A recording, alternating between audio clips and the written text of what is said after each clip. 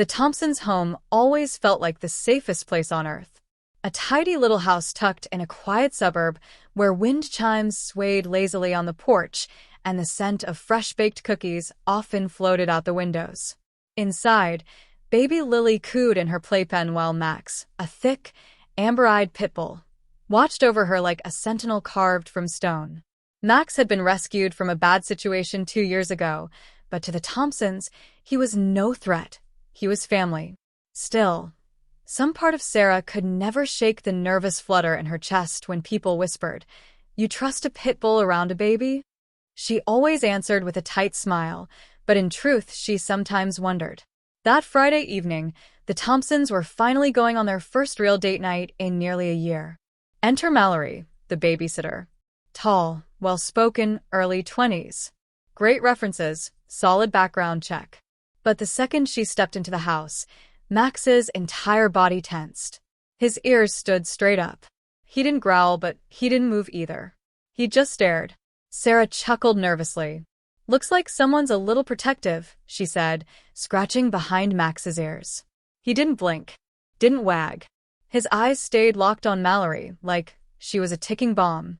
They left by 6:45 p.m. Kissed Lily goodbye. Told Mallory there were snacks in the fridge and emergency numbers on the fridge. The usual. As the front door shut behind them, Max pressed his face to the window, watching them drive away. By 7:13 p.m., Mallory was pacing the living room. She kept checking her phone, looking toward the baby monitor, and muttering under her breath. Max followed her with his eyes, but didn't move from the baby's crib. His hackles were slowly rising. Then she slipped into the kitchen and came back with a bottle of children's cough syrup and a plastic spoon. Max sat up instantly, his body stiff, his breathing slow. Mallory knelt beside the crib and unscrewed the cap. The moment that spoon moved toward Lily's lips, Max lunged. No bark. No warning. Just a flash of muscle and teeth. He slammed into Mallory's shoulder, knocking her backward and sending the bottle flying across the room. Mallory screamed and fought him off, flailing wildly. She stumbled over the coffee table, crashing into a lamp. Max didn't bite again. He stood in front of the crib, growling, ready to lunge if she came close. Across town, Sarah's phone buzzed with a motion alert from the nursery cam. She opened the app, expecting a harmless video of Max stretching or Lily stirring. What she saw made her drop her wine glass. The footage ended abruptly. Jake was already up, calling 911. They raced home, dread pooling in their chests. Sarah couldn't stop whispering, "Please let Lily be okay. Please let Max be okay." When they arrived, the scene was flooded in flashing red and blue. Mallory was sitting on the curb with her arm wrapped in gauze, sobbing. "That dog went crazy," she shouted.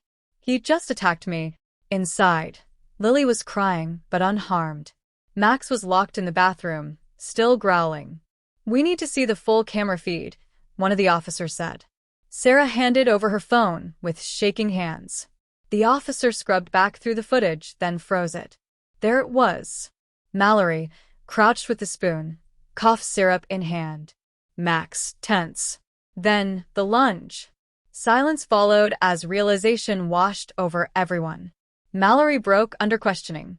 She admitted to drugging the baby so she could have a quiet night and sneak someone in. She thought Lily would sleep through it all. She never expected the dog to stop her. Max was cleared. Not only cleared, praised. The officer, who first doubted him, brought him a bag of treats the next day. Social media lit up with the story.